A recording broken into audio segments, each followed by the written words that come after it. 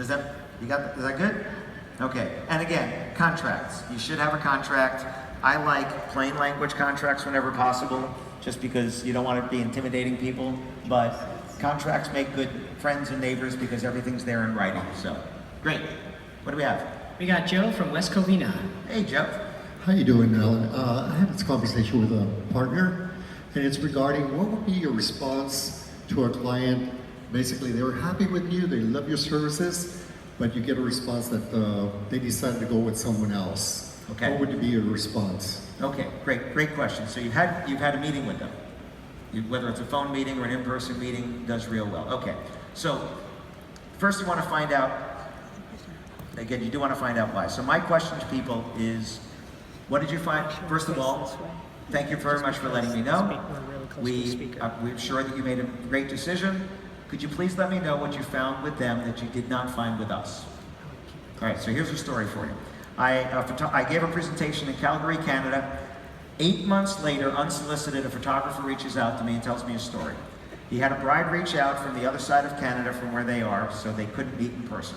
They had a phone or a Skype conversation, whatever, and it went really well. He thought they connected. It's good, right? So he follows up, and she comes back and said, thank you very much, but we think we're gonna go with someone else.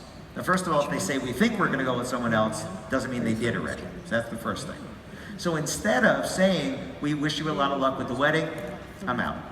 Instead, he said a variation of, could you tell me what you found with them that you didn't find with us? Actually, his was a little bit more, I thought, harsh than phrased than that, but that's what I would say.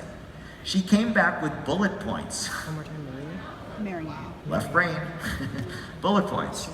First one, she wants to have her pictures taken at Lake Louise in Banff in Canada. I don't know if anybody's been there, but it is just gorgeous. Fairmont Hotel looks like a castle, gorgeous.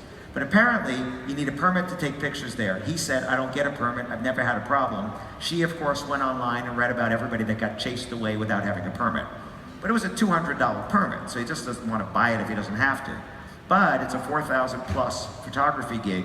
Would you invest $200 to get a $4,000 gig? Yeah, it's better than Vegas, right, every time. Okay, that was number one. Number two was, you told us you were gonna take about 400 pictures. Every other photographer we spoke to said they were gonna take 1,000 or more. Now, my photographer friends in the room, I don't say you have to agree or not agree, this is what he wrote back. He said, thank you for letting me know. A lot of the new photographers with their digital cameras will take 1,000 pictures trying to get 400 good ones. When you have my experience, you can take that same camera and take 400 great pictures. Right? That's what he wrote back. And then 3 and 4, whatever it is. She wrote back and said, thank you. Could you meet with, it was either her sister, maid of honor, whatever that was local. He met with her. She reports back to the bride. Bride comes back to him and says, we're gonna go with you.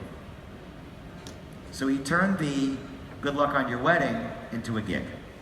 I had a hotel in Princeton, New Jersey, sitting with the sales manager. She looks at her email, she goes, I lost another one. I said, why? She said she met with a bride and her mom, thought it went really well. The bride writes to her and says, thanks so much for your time. Mom really loved you, she really loved the property, but we went looking around, we got a better price. So we think we're gonna go with them. So I said, well, don't write it off yet. Go back to them and say, thanks so much for letting me know. Your mom was so sweet, and I really love that she loved the, whatever, make your notes, you know, she loved the ceremony side, or whatever it was that mom loved. I know there's always people that have a lower price. Let's have you and your mom come back in, and let's discuss what the options might be, and see how we could try to meet, you know, close to your budget.